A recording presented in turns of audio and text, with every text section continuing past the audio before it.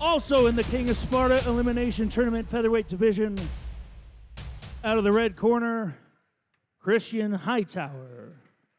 So Christian Hightower representing the Forza Gym. Todd, you and I have had a chance to watch him compete a number of times. He's a Muay Thai specialist, so we know he's got good hands. If he makes it through the boxing round, expect him to be most excellent in the kickboxing round with that Muay Thai background. He's recently started competing in MMA. I think he only has, I'm going to say, less than 3 MMA fights. You're right. He looked comfortable when he was doing his MMA action, but make no mistake about it, kickboxing is his specialty. And he's got a great nickname, C4. Yeah. You know, I mean, explosive. And he's one of the fighters I like, the young up-and-coming fighters that's got a chance. Yeah, and with good reason, he's the number 2 seed in this tournament. Yep. And Montez, who we just saw, we should make mention of, is the number 1 seed. He showed why. Yeah. It'll be interesting, Hightower, how calculating he will be. And Montez, you know what's interesting about this is, hey, will Montez get those gloves taken off real quick, come back out and watch this? Good point. You'd think.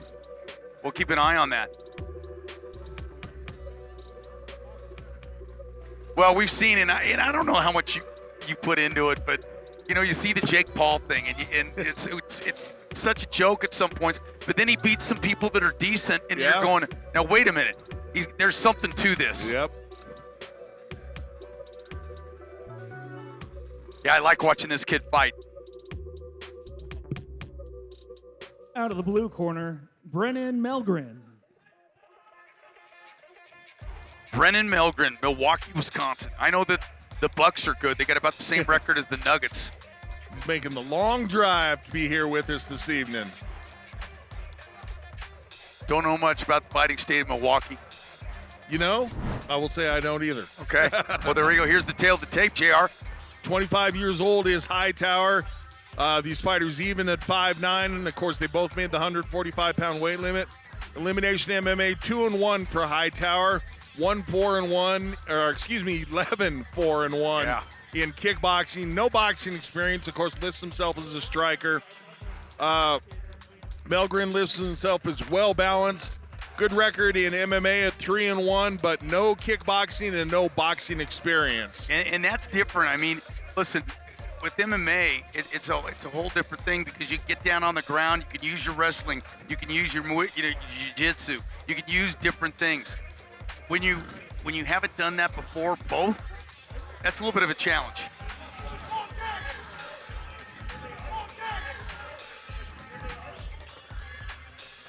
I do like the green trunks, though. I like them. Very Irish of him. And the shoes match, too, man. You got to give him points for that. Ladies and gentlemen, this bout is the King of Sparta Elimination Tournament Featherweight Division, scheduled for 3 2-minute rounds of boxing with the winner advancing to the semifinals. Fighting out of the red corner, he is a striker, standing 5'9" tall with Forza Combat Sports out of Tulsa, Oklahoma, Christian C4 Hightower! Cool nickname. Love it.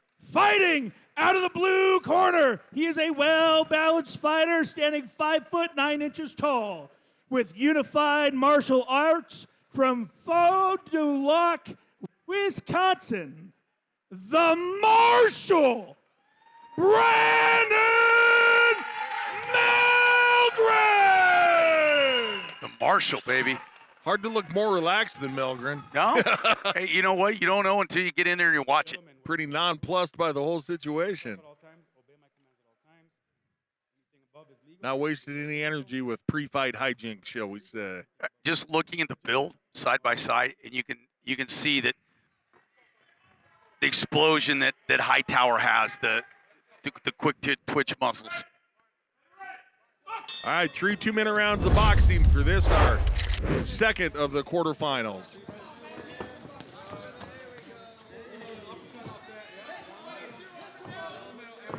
Hightower, the aggressor, trying to get to him right away. Combinations. Look at those big combinations, heavy hitters right in front of us, JR. What a combination of speed and power Hightower is showing right now. My gracious.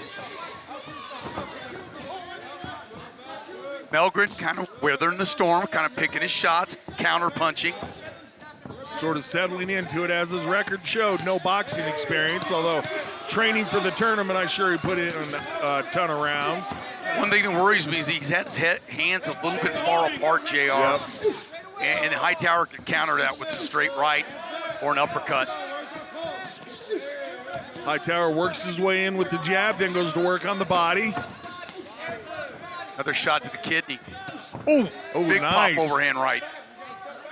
Nice angle on that overhand right. Looked like it was going to the air, but came over the top and came down on the bridge of the nose. You know, I noticed he's listening to his coaching too, JR, but just a split second late.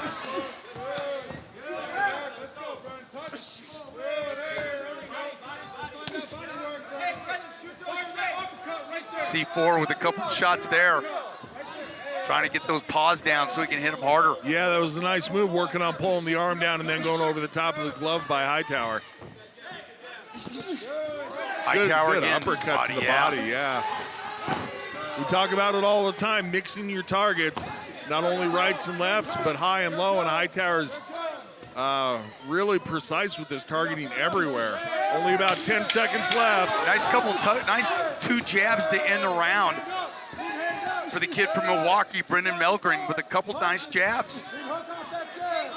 I think C4 with the advantage there, but Mellgren came back, a couple stiff jabs at the end of that round, JR. Yeah, kept himself in the fight, that's for sure. Taking some deep breaths is Mellgren.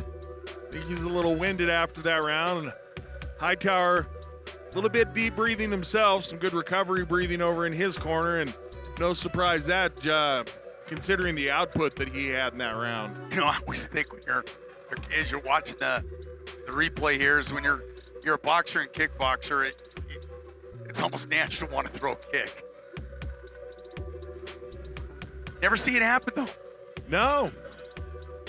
Happily so. Setting some shots up, a little tricky jab. There's that uppercut.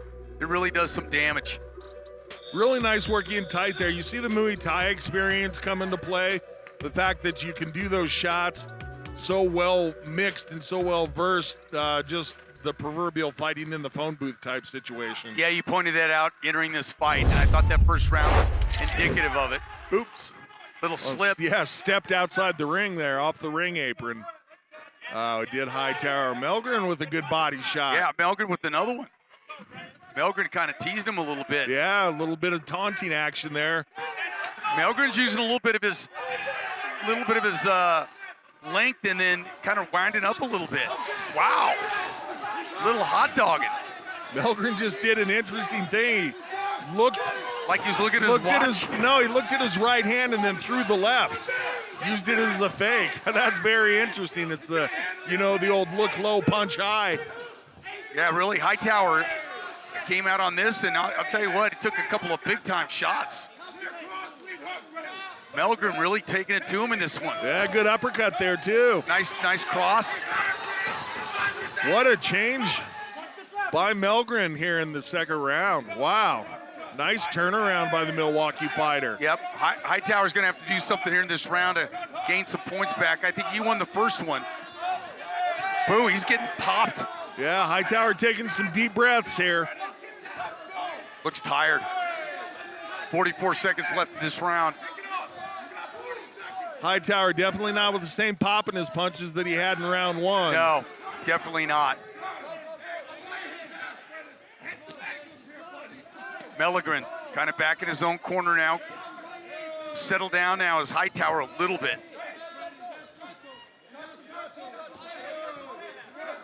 I think both these fighters looking a little gassed right now. Yeah, I agree, and man, no surprise considering their output. 13 seconds left in this round, and dare I say, if we go to a third round, this thing's all even. I give it a 10-9 round for both. Agreed. Interesting to see how the third round plays out. And tough couple of rounds there for those guys. Again, we got to think about what happens advancing in the tournament, considering the output that these guys have had in how much energy they're having to put out here. It almost looked like he was looking at his watch. Yeah, it was really it was an interesting move, a neat little fake. I kind of like that. See Mellgren getting off with some of his better punches of the fight. He just came out like a different fighter. Yeah. Where was that in round one? My gracious. Whether he either adjusted to the altitude, waiting to listen to his corner, I don't know what it was. Well, some good instructions by the corner if they're the ones that got in his ear and told him how to turn that around, because he sure did a good job of it. You know, I'm looking at the corners, and Jared, to me, it looks like Mellgren may be in a little bit better shape. All right, well, you and I both have a 1-1. Which means nothing. So he's got this third round. You got to take advantage of it. You got 2 minutes. Mellgren throwing right now.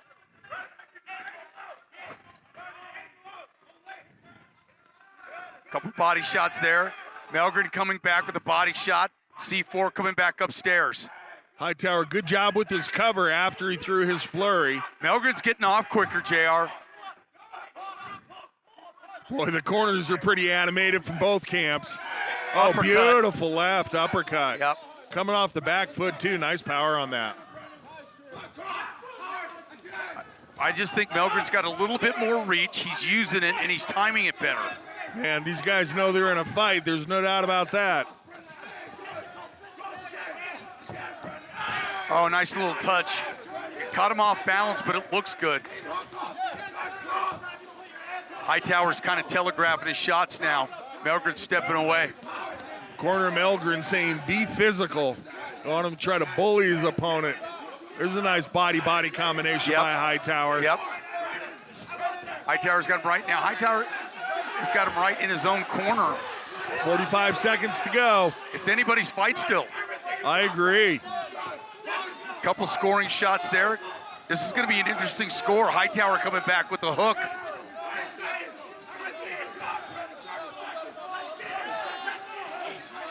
Mellgren looking like he's starting to fade here. His hands are coming down a bit. Couple jabs there. Punches not nearly as crisp. Oh, big left hand there. As big as it could be at this point when they're gassed. Oh, Hightower staggers Hightower him. Staggered him with a couple body shots. That may be enough. Most effective punch of the fight right there by Hightower. Yeah, that might be enough right there with 10 seconds to go. I agree. Might be what the judges need to see in order to say who landed the most damage. That might have decided the fight. I'm in complete agreement, Todd. And their corner thinks so too. That was really close. Wow, what an exciting fight. That last exchange, Jared, if it's I don't want to put words in the judge's mouth, so.